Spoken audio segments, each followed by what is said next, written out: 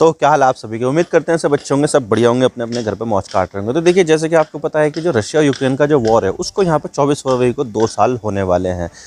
2022 में 24 फरवरी के दिन यहाँ पर रशिया ने यूक्रेन के ऊपर हमला कर दिया था और अभी तक भी जो वॉर चल रहा है वो यहाँ पर अभी तक ख़त्म नहीं हुआ है। यहाँ पर जो रशिया है उसने यहाँ पर यूक्रेन के कई सारे इलाकों पर अपना कब्जा जमा लिया है, जहाँ पर उन्होंने ट्रेंचेस वगैरह बना लिए और यहाँ पर और चाहते हैं कि यहाँ पर ज़्यादा से ज़्यादा जो यूक्रेन का जो एरिया है वो यहाँ पर कब्जा कर ले। वहीं पर रशिया जो है उसको यहाँ पर यूक्रेन की तरफ से काफ़ी ज़्यादा रेजिस्टेंस भी फेस करना पड़ा है, और ख़ास करके यहाँ पर जो अमेरिका और यूरोप की तरफ से जो हथियार मिल रहे हैं यूक्रेन को उसके वजह से, क्योंकि देखा जाए तो यूक्रेन की आर्मी इतनी ज़्यादा मजबूत नहीं थी। लेकिन यहाँ पर जैसे ही रशिया ने यूक्रेन के ऊपर हमला किया तो तभी यहाँ पर जो अमेरिका, ऑस्ट्रेलिया, पूरा यूरोप, उन सब ने यहाँ पर मिलकर यूक्रेन को हथियार देना शुरू कर दिया, जिसकी वजह से यहाँ पर वो अभी तक भी रेजिस्टेंस दिखा रहा है और अभी तक भी उसने हार नहीं मानी है। यानी कि यहाँ पर जो यूक्रेन है वो यहाँ पर इतनी जल्दी हार मानने वाला नहीं है, और यहाँ पर जो रशिया है उसको यहाँ पर काफ़ी ज़्यादा रेजिस्टेंस फेस करना पड़ा है। अभी तक भी यहाँ पर यूक्रेन को घुटनों पे लाकर नहीं रखा है, तो इसी वजह से यहाँ पर जो युद्ध है वो काफ़ी ज़्यादा लंबा खिंच गया है।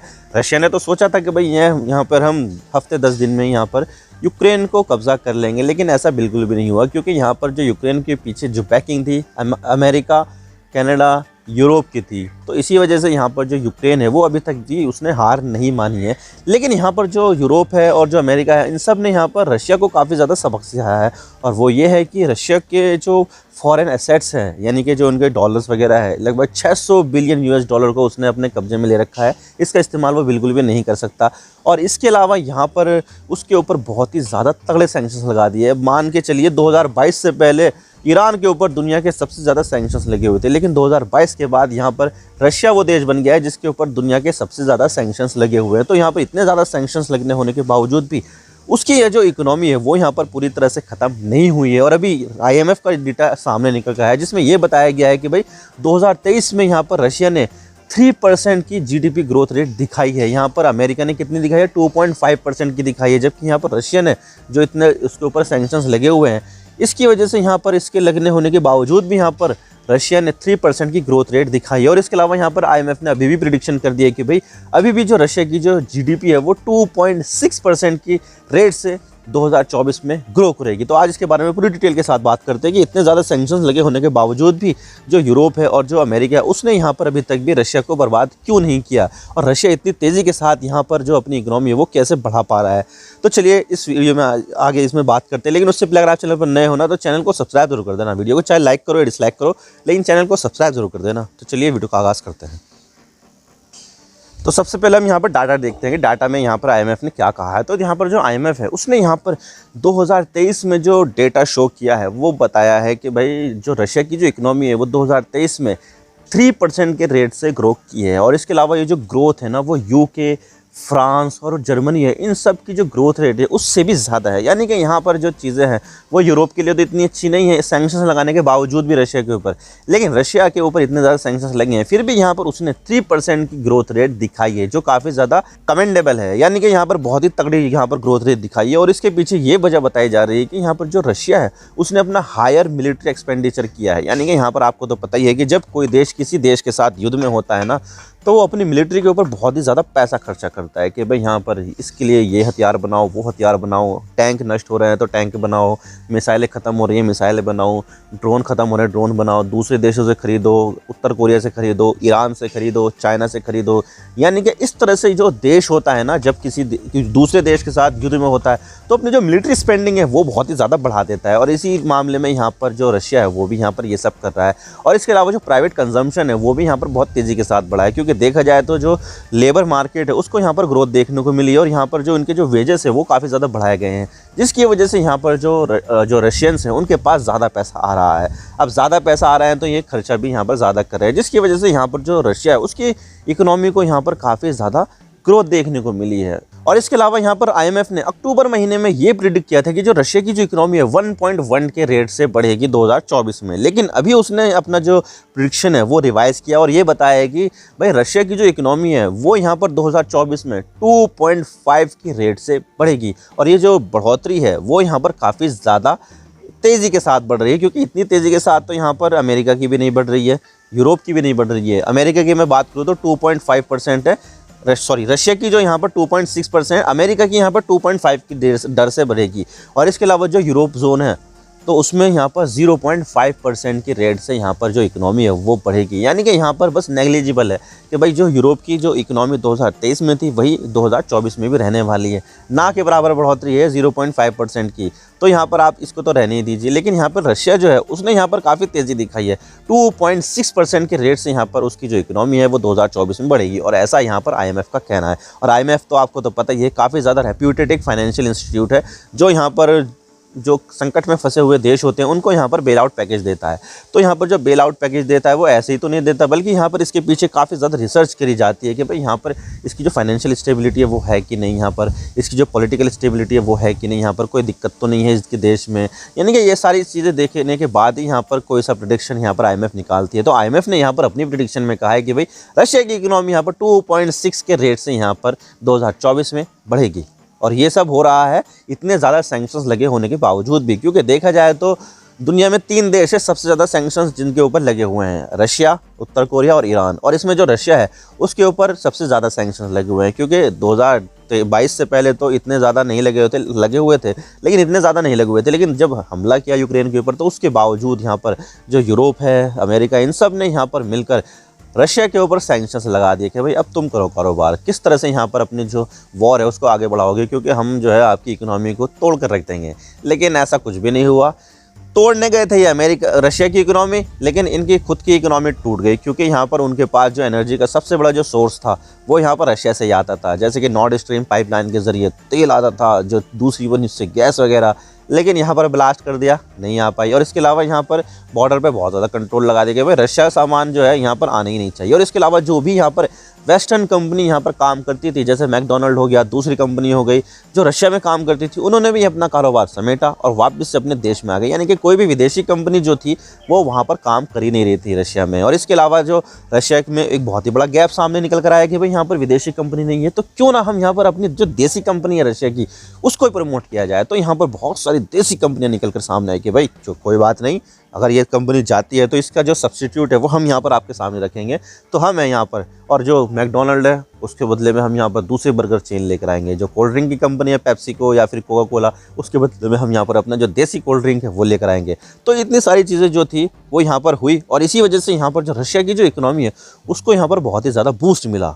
लेकिन इन छोटी छोटी चीज़ों से कुछ नहीं होता है। यहाँ पर जो सबसे ज़्यादा जो बिगेस्ट चंक जो लेकर जाएगा ना, उसकी जो एक्सपेंडिचर है उसका यहाँ पर लेकर जाएगा मिलिट्री। क्योंकि देखा जाए तो यहाँ पर जितना भी यहाँ पर रशिया ने टोटल एस्टिमेट किया है कि भाई यहाँ पर 2024 में हम कितना ज़्यादा पैसा खर्चा करेंगे, तो उसका जो यहाँ पर 30% है वो यहाँ पर जाएगा डिफेंस सेक्टर पे। यानी कि यहाँ पर जो डिफेंस सेक्टर है वो और ज़्यादा मजबूत होगा, क्योंकि यहाँ पर उसको हथियारों की बहुत ज़्यादा ज़रूरत है, तो उसको बनाने के लिए यहाँ पर बहुत ज़्यादा पैसा भी चाहिए।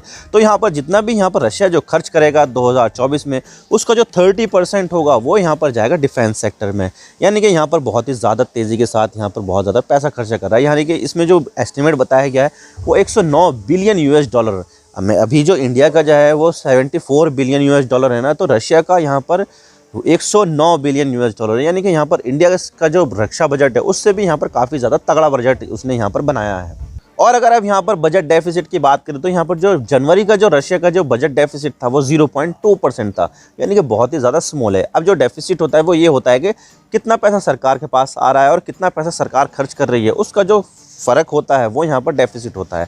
यानी कि यहाँ पर सरकार के पास पैसा तो कम आ रहा है लेकिन सरकार यहाँ पर पैसा ज़्यादा खर्चा कर रही है, तो ये जो जाता है वो डेफिसिट में जाएगा। अगर हम यहाँ पर उल्टा हो जाए कि सरकार के पास पैसा ज़्यादा आ रहा है, खर्च कम कर रही है, तो ये सरप्लस होता है। लेकिन अगर सरकार के पास पैसा कम आए, खर्च ज़्यादा हो, तो ये डेफिसिट में आता है। और उसको ये सब करने के लिए उसको यहाँ पर कर्जा लेना पड़ता है, चाहे वो बॉन्ड बेच कर ले या फिर कोई और बेच कर ले, तो यहाँ पर उसको कर्जा लेना पड़ता है, जिसकी वजह से यहाँ पर जो अपनी जो खर्चा है वो यहाँ पर कंप्लीट किया जाता है। तो रशिया जो है यहाँ पर इस तरह से अपना जो खर्चा है वो कंप्लीट कर रहा है। लेकिन सबसे बड़ा सवाल तो ये आता है कि रशिया को इतना ज़्यादा पैसा मिल कहाँ से रहा है। तो देखिए, आपको मैं बता दूँ कि जो रशिया के पास जो पैसा आ रहा है वो यहाँ पर जो ऑयल और गैस है उसको बेच कर आया है। क्योंकि देखा जाए तो यहाँ पर जैसे ही यहाँ पर रशिया और यूक्रेन के बीच में वॉर शुरू हुआ तो जो कच्चे तेल के जो प्राइस थे वो बहुत ही ज़्यादा तेज़ी के साथ बहुत ज़्यादा बढ़े, और एक समय तो ऐसा आया था कि 140 US डॉलर पर बैरल का रेट पहुँच गया था। लेकिन यहाँ पर फिर धीरे धीरे यहाँ पर कम होता गया और यहाँ पर अभी स्टेबल चल रहा है। ये 80 के आसपास चल रहा है, लेकिन ये भी यहाँ पर काफ़ी ज़्यादा प्राइस है, क्योंकि देखा जाए तो सबसे बड़ा जो सोर्स है रेवेन्यू का रशिया का, वो यहाँ पर ऑयल और गैस बेच कर ही आता है। अब देखिए यहाँ पर रशिया के ऊपर सैंक्शंस लगे हुए हैं, यूरोप के और अमेरिका के, तो यहाँ पर उन देशों को तो नहीं बेच पा रहा है, लेकिन यहाँ पर दूसरी जगह पर काफ़ी ज़्यादा बेच रहा है, जैसे कि चाइना को बेच रहा है, इंडिया को बेच रहा है और भी दूसरे देशों को बेच रहा है। लेकिन यहाँ पर जो बेच रहा है वो ऐसा तो नहीं है कि रेट टू रेट बेच रहा है, बल्कि यहाँ पर डिस्काउंट में बेच रहा है। कभी $5 कभी $10 का डिस्काउंट दे रहा है, जिसकी वजह से इन देशों ने बहुत ही ज़्यादा तेल खरीदना शुरू कर दिया। इंडिया कितना ज़्यादा खरीदता है अभी? लगभग 30 से लेकर 40% के जो इंडिया के पास जो सप्लाई आ रही है तेल की, वो रशिया से ही आ रही है, क्योंकि यहाँ पर रशिया जो है वो डिस्काउंट दे रहा है। अगर हम यहाँ पर इंटरनेशनल मार्केट में तेल खरीदने जाएंगे तो हमें रेट टू रेट ही मिलेगा। अगर $80 का चल रहा है रेट, तो $80 ही हमें पे करने पड़ेंगे। लेकिन अगर हम रशिया के पास जाएंगे तो मार्केट में $80 चल रहा है, तो उसके ऊपर हमें यहाँ पर $5 $10 का डिस्काउंट मिल ही जाएगा, और 80 से ही माइनस करके यहाँ पर इंडिया को मिल जाएगा। तो क्यों ना हम यहाँ पर रशिया से खरीदें। तो इसी वजह से यहाँ पर रशिया की जो एक्सपोर्ट है ऑयल का, वो काफ़ी ज़्यादा जंप कर रहा है, और यहाँ पर तेज़ी के साथ यहाँ पर चाइना और इंडिया को दिया जा रहा है, क्योंकि चाइना और इंडिया है वो दुनिया के टॉप ऑयल कंज्यूमर हैं। तो यहाँ पर इनको सप्लाई करने से रशिया को काफ़ी ज़्यादा फ़ायदा है, क्योंकि यहाँ पर रशिया को कुछ जा नहीं रहा है यहाँ पर, लेकिन यहाँ पर उसकी सप्लाई ज़्यादा बढ़ गई है। भले से यहाँ पर उसको पैसा कम आ रहा हो, लेकिन आ तो रहा है ना। वॉर की जो फंडिंग है वो तो की जा रही है ना। तो रेवेन्यू का सबसे बड़ा जो सोर्स है वो ऑयल और तेल बेचकर और गैस बेचकर ही आ रहा है, जिसकी वजह से यहाँ पर रशिया जो है वो अपनी इकोनॉमी को इतनी ज़्यादा स्टेबल रखने में कामयाब हुआ है। और इसके अलावा जो रशिया है वो यहाँ पर लॉन्ग गेम भी खेल रहा है, क्योंकि देखा जाए तो वेस्टर्न कंपनियाँ तो यहाँ पर से निकल गई हैं, अभी भी बहुत सारी काम कर रही है, लेकिन उन्होंने अपना नाम बदल दिया है ताकि यहाँ पर जो यूरोपियन देश है उनकी नज़र में ना आ पाए, जिसकी वजह से उनके ऊपर सैंक्शंस ना लगे। अगर यहाँ पर वो स्टारबक्स अगर रशिया में भी काम करेगा, लेकिन ये वो यूरोप में भी काम करेगा, तो यूरोप में यहाँ पर काम करने की जो इजाज़त है उनको नहीं मिलेगा। तो उन्होंने यहाँ पर स्टारबक्स नाम बदलकर स्टार कॉफ़ी कर दिया, किसी दूसरी कंपनी का नाम बदलकर वहाँ पर लोकल कर दिया। तो बहुत सारी चीज़ें यहाँ पर की गई है, और इसकी जो सोर्सिंग है वो यहाँ पर रशिया में ही की जा रही है, जिससे रशिया की जो इकोनॉमी है और ज़्यादा बढ़ रही है।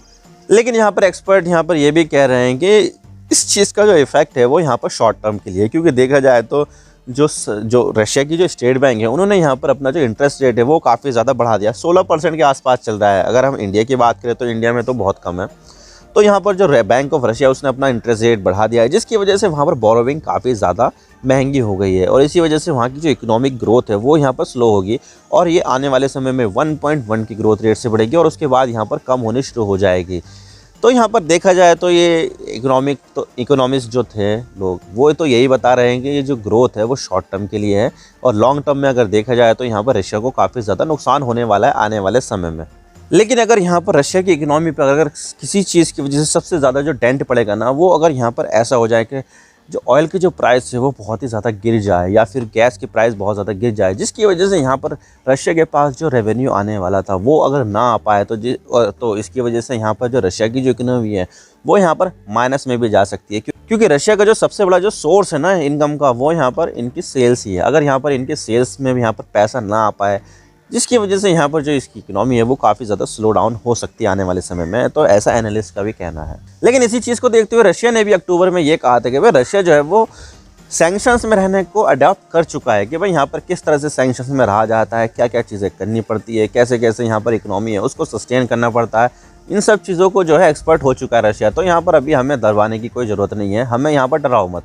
तो इस तरह से यहाँ पर रशिया जो है वो यहाँ पर बातें कर रहा है। तो आई होप आपको सारी बातें समझ में आ गई किस तरह से यहाँ पर जो रशिया की जो इकोनॉमी है वो यहाँ पर इतने सैंक्शंस लगे होने के बावजूद भी स्टेबल है और यहाँ पर ग्रो कर रही है, और यहाँ पर जो यूरोप की जो इकोनॉमी है वो यहाँ पर लगातार स्लो होती जा रही है। आई होप आपको सारी बातें समझ में आ गई होगी। ये वीडियो थोड़ा सा पसंद आए तो लाइक ज़रूर कर देना, चैनल पर नए हो तो चैनल को सब्सक्राइब जरूर कर देना। आपके एक सब्सक्रिप्शन से हमें आगे कंटेंट बनाने की मोटिवेशन मिलती है। Thank you for watching. I really appreciate your presence time.